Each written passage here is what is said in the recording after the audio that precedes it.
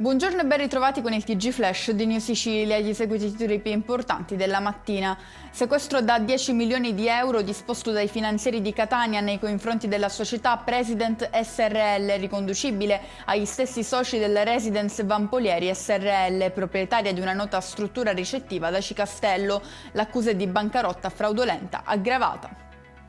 Rimaniamo a Catania, dove è finito in manette un 31enne accusato di aver commesso una rapina armato di coltello e servendosi di un cane. Il rapinatore avrebbe aizzato l'animale contro il titolare di un supermercato e contro il figlio, rimasti entrambi feriti, per poi minacciarli con un coltello. C'è la possibilità che le acque delle terme di Acireale siano contaminate. Ad accendere i riflettori sulla questione è Lidia Adorno, parlamentare ARS del Movimento 5 Stelle, che dopo la segnalazione ricevuta ha presentato un'istanza formale chiedendo i risultati delle analisi chimiche e microbiologiche delle falde acquifere.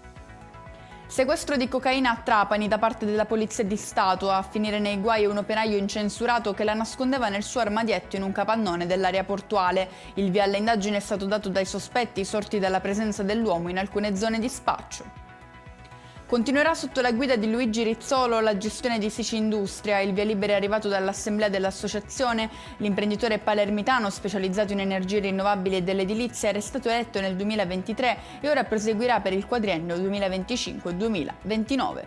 E con questo è tutto, prossimo appuntamento stasera alle 19:30. Grazie per averci seguito, buon proseguimento di giornata.